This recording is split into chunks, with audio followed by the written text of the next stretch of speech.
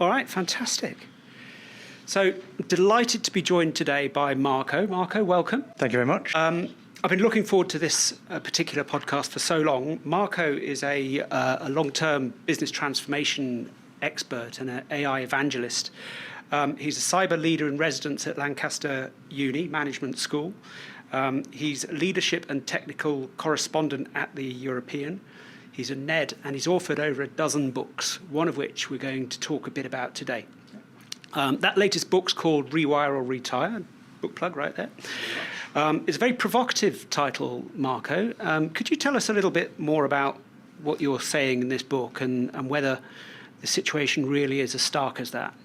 Yeah, I mean, I think it was provocative for a number of reasons. One was to capture attention, because I think we're at a time where, any delay by people not acting on something is going to cause challenges. So it's quite stark. It is quite a stark point in all of our professional careers.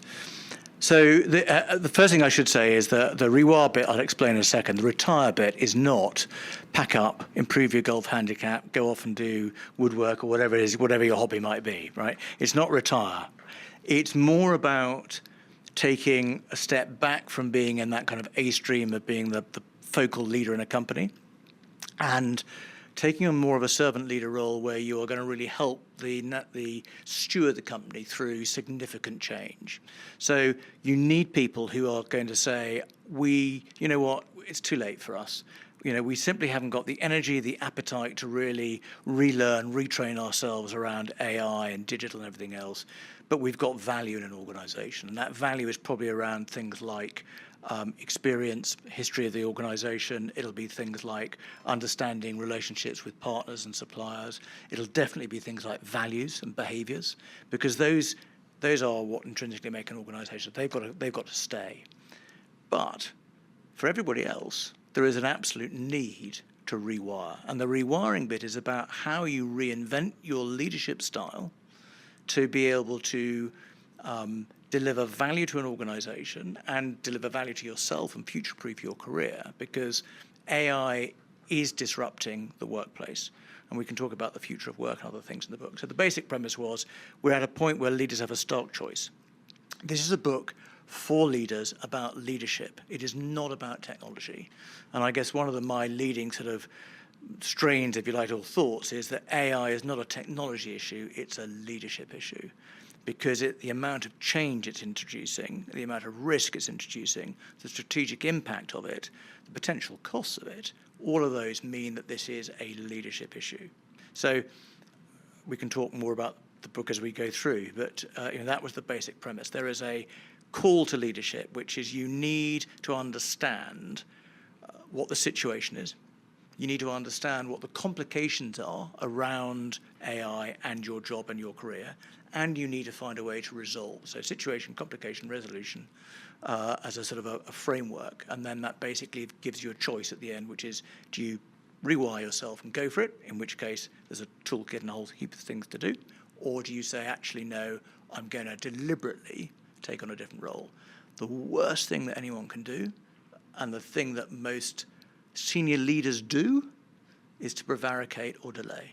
And, I've got X many years until my retirement, I can set a glide path and make it we'll eke it out, right? We've got plans for the next 3 years. This is, this doesn't fit. No, actually AI is disrupting now. So there's a real call, which is you need to take this type of personal accountability now. So that's a really interesting point, because when I look at many of the leaders I've met and worked with and the C-suite that I've met, most of them have grown up in a world where digital transformation was impacting their business. And they've been successful in that world of digital transformation up until now. So what are the habits that they built in those days that stood them in good stead that now need to change for some reason in the world of AI? Well, firstly, the digital transformation was fairly formulaic, right? There was a lot for people to get their heads around, but if you basically did things in a certain order or got your data right, if you focus on the customer experience, if you sort of understood some of the culture change pieces, if you rewired some processes, if you did a few things, you could be successful in digital transformation. I'm obviously condensing it. Many people were not successful in digital transformation, and that's partly because they didn't really get stuck in. They didn't really re-engineer around digital. It was a bit like they had a can of digital paint that they were putting all over their analog problems, right? And 2 years later, the paint starts to crack, right? AI doesn't give you that kind of, comfort. A, it's immediate. B, the scale at which it's changing, the impact it's having or potentially having, particularly with agentic AI, and we can talk more about that in a minute, means that actually, prevarication or delay or digital paint isn't an answer. So what can you take? Digital curiosity, for sure. So be curious about what you're doing and why you're doing it. Approach things with a humbleness around relearning and micro-learning. So good digital transformation was around little and often and relearning how you did things as an individual and as an organization. Almost kind of inverting the pyramid. So if you think of a traditional sort of hierarchy, sharp at the top and wide at the bottom, it's almost inverting that and saying actually in AI, most of the skills and experience and insight and appetite and enthusiasm is in the bottom of the organization because they're more frequent users of it and more ready for it, and you need to kind of almost invert. So this requires a very different style of leadership from digital transformation. But broadly, curiosity, clarity, good governance, fast decision-making, those absolutely stand you in good stead. Some of the other things you probably need to change. Okay, fantastic. So starting with that curiosity point, one thing I think a lot when I listen to people talking about AI is there's a lot of different terms all conflated together, and that results in a lack of clarity about what it is they're actually talking about. Because when you unpack AI, there's different types of AI, isn't there? So can you give us an overview of how you would decompose AI and how each of the C-suite can benefit from those different types?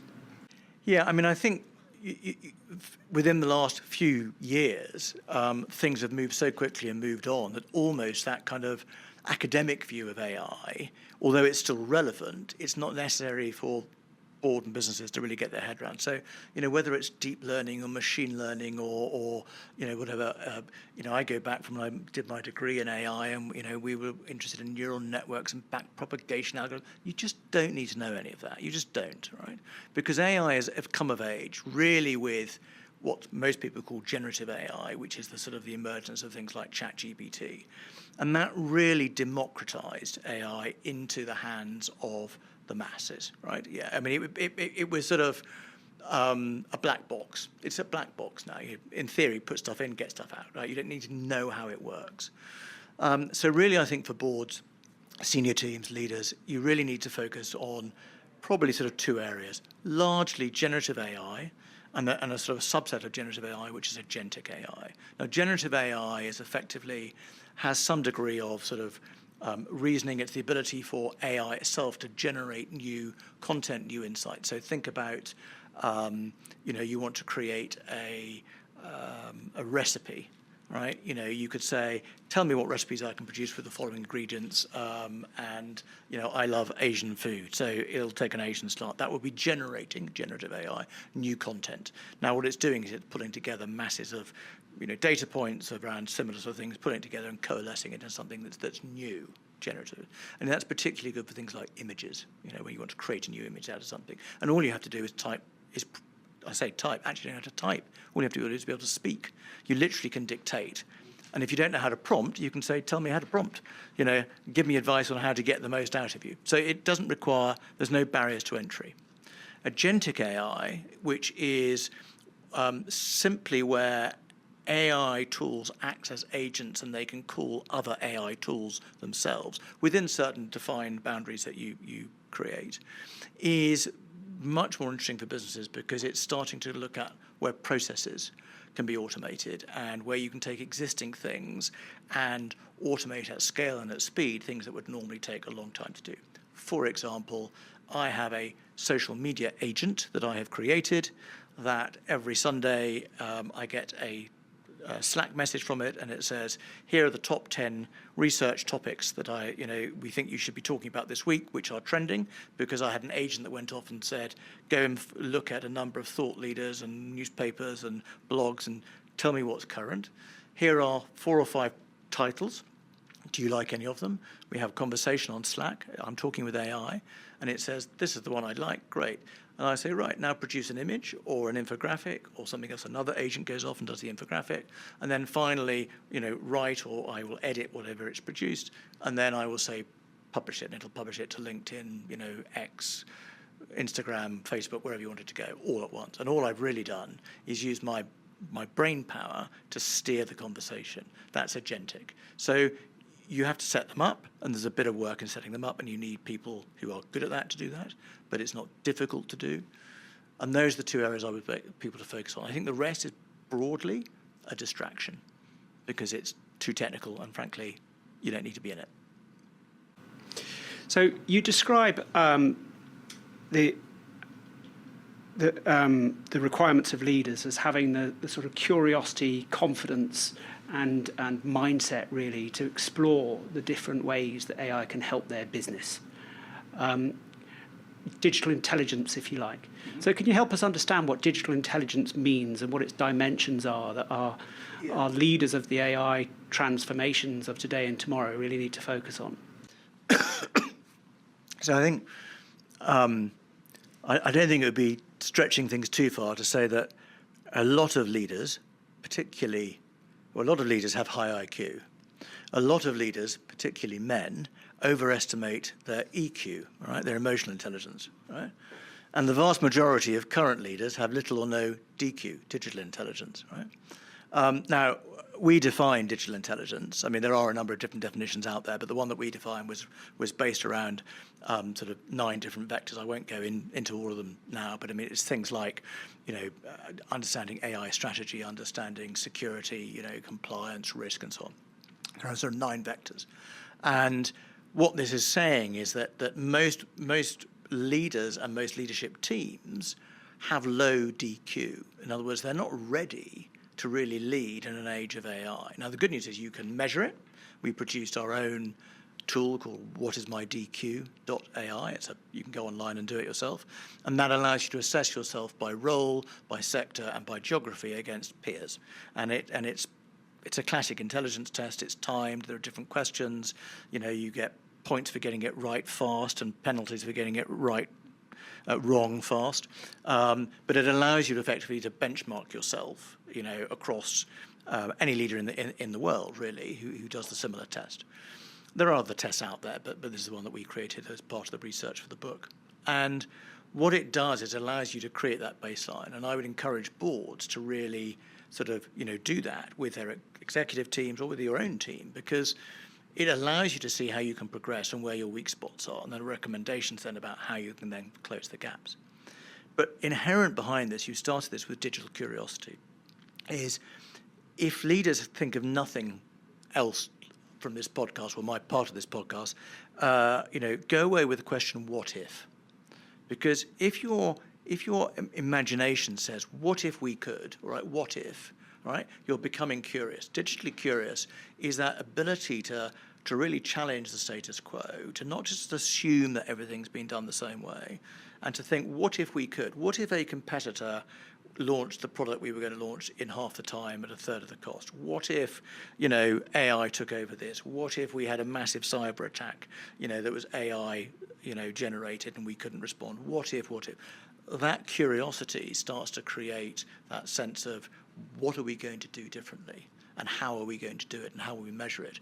And that begins that cycle of, digital change, AI-led change, because you're curious and you're trying to find a way through it.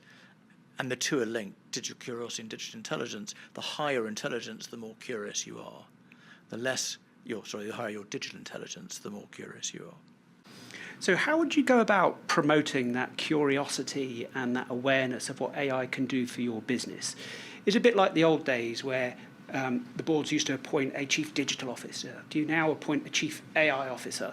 And if so, how does that work in practice? Well, I guess I mean, one of the things we talk about in the book is rearview mirror leadership, and I try and encourage people, not to steer their company by constantly looking back at, last quarter or last year's results, because that won't necessarily work well for you.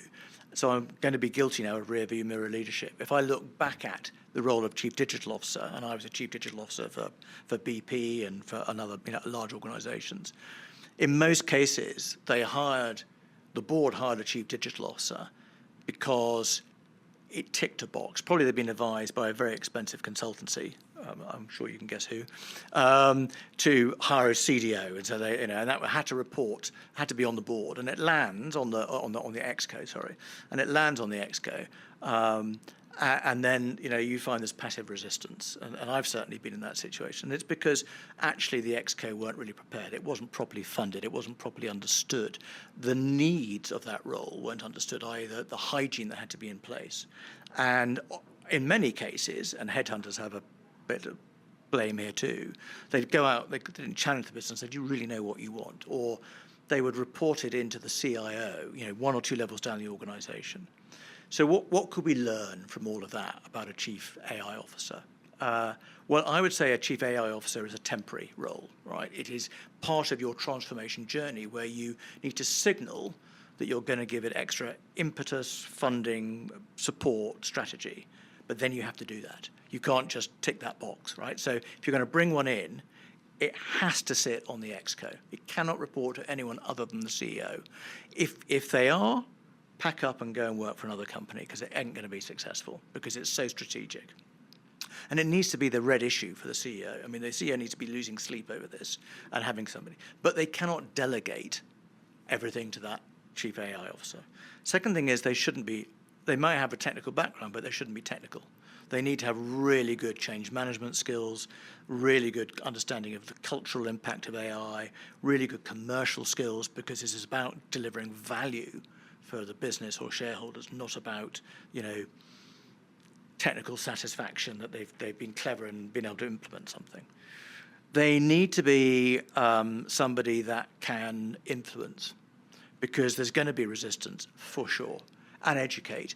And you're absolutely right. And sadly, I remember my first chief digital officer job. I walked in, did an audit of what I was supposed to do and what they were expecting, and realised I had to have a sort of digital lobotomy, every time I came to work. Go back, forget everything that was good or useful, and go back to the basics and educate and prepare the ground, and then hopefully that would accelerate.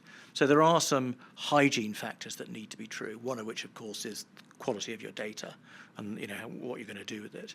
And I think the other then is this willingness in the board as well, not just in the exco, to understand what that role of that AI officer is, who is to act as your mentor, your coach, your strategic advisor, and to do some implementation, but not to be the whipping person because you haven't understood. There's a massive piece around risk, strategy, investment that needs to come with that in the boardroom. Not every organisation will get one, will need one, is ready for one, should have one. I think it depends largely on the chemistry, the organisational, the sector, but it is a signal. And I think if you view it as something that is there for 3 years only, and by the way, that means you've got to pay them a very different way, because if you're going to try and put them into a standard, 3 years of options, and you won't get anything till they'll have gone, right? So the incentivisation plan. It's more internal, or even fractal might work, actually, yeah. So I guess with that transient role, forget that, different angle. So with the AI officer, I fully understand your arguments for having one in place, even if it's just a temporary role. Does that mean that within your strategy function, you need a separate and discrete AI strategy to help you bridge that gap, or does AI need to be embedded within the overall business strategy? Yeah, really good and pertinent question, because I always said, if you have a separate digital strategy from your main strategy, it will fail. So, there isn't an AI strategy, there's a business strategy that incorporates AI, full stop, or should do, right? And if it isn't, it suggests that you're not treating it as a fundamental part of your business. You're treating it as a bolt-on, as something to add on. that chief AI officer's job is to find a way to sort of make that part of your corporate DNA, right? Culture. That's why the cultural piece is so important. If you have a strategy team, great. They're obviously going to work closely with that individual. But I think it's also a board issue, because it's not just about the strategy. There's, two or three big things which really AI raises. One is the ethics. All right, so ethical AI, and I don't just mean, it's everything from how do you use AI to produce products where it is ethical what you're doing. But if you think about sustainability and the ethics of how much a prompt costs to run in terms of electricity, right, and how complex your prompts can be, you've got to be very careful actually that you might be doing a brilliant strategy, but then actually your sustainability strategy is shot because your use of AI is so endemic, right? So there are issues, and these things need to be looked at in the round. It's a leadership issue, and right, it's not one individual leader's responsibility. It's a collective. You might have one person, the chief AI officer, who's going to be if you were T-shaped, they've got the deep vertical, all right, which is AI. But every leader needs to have some vertical T of AI, right? That vertical bar across the top. And if they don't have it, that's what the book is about. You've got to go get it. You've got to go and find a way. It starts by being curious. It starts by trying, by playing. It starts by, inverting pyramids and doing all the things we talk about in the book. But it is a leadership responsibility. So I don't think having it separate, I think, is dangerous. It doesn't say it's necessarily totally wrong, because some organizations may need to because of the state they're in, or the state of their data. They require some evidence or proof, some quick wins that helps them get going, but it cannot be sustained as an individual organization or an individual strategy. Yeah, and I think that culture point that you make is a really important thing, at all levels. If you look at some of the C-suite, certainly ones that we've all met, you might have some chief officers there who accept the need for AI but don't feel personally equipped to navigate that journey. So there's a bit of fear about what it means to their role moving forward. You also look down the organisation, there's a lot of fear there about job losses and replacement there.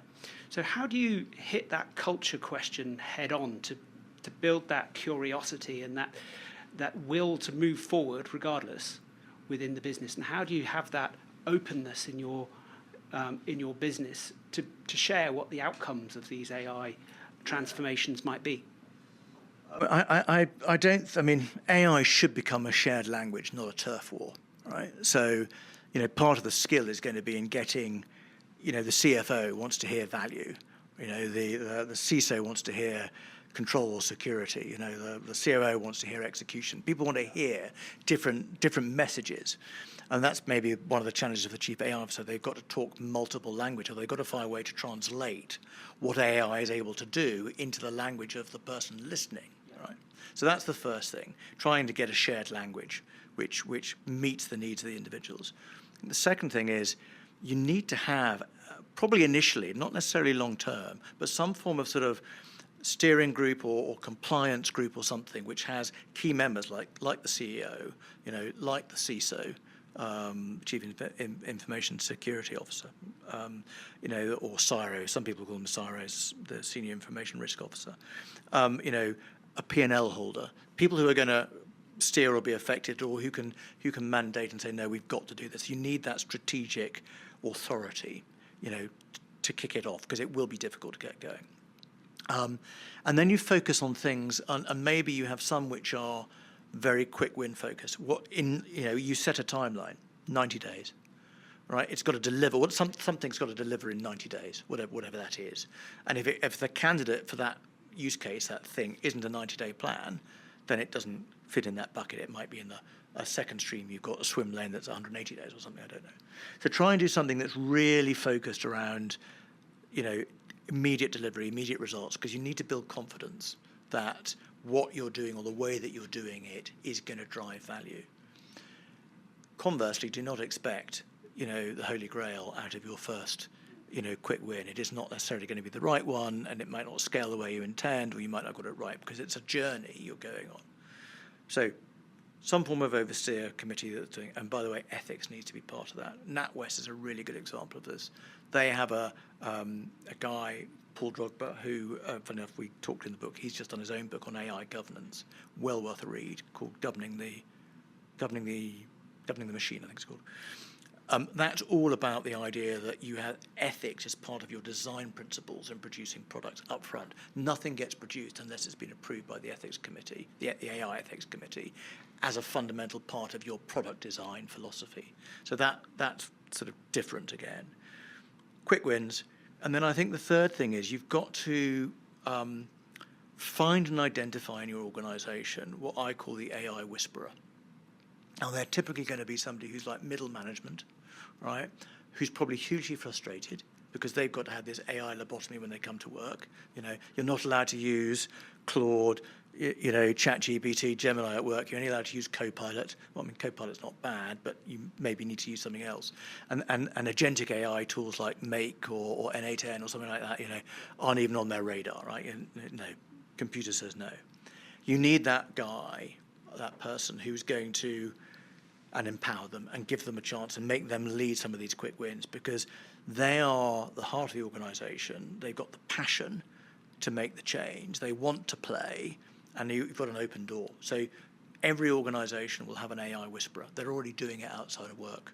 They're frustrated they can't do it at work. Find them, empower them, put a little bit of steering around them, and let them go do something in 60, 90 days and see what comes out. And it's very empowering. And for every AI whisperer you're going to get a number of anti-AI whisperers. How do you identify those and engage with them to turn them into advocates? I mean, it's a very similar journey, I guess, to when I was a chief digital officer, and you will get passive resistance. You'll get it at the top of the organisation, and some of it is out of fear, right? And some of it is out of embarrassment. They're embarrassed that they're not as up to date or as current or able to hold the conversation, right?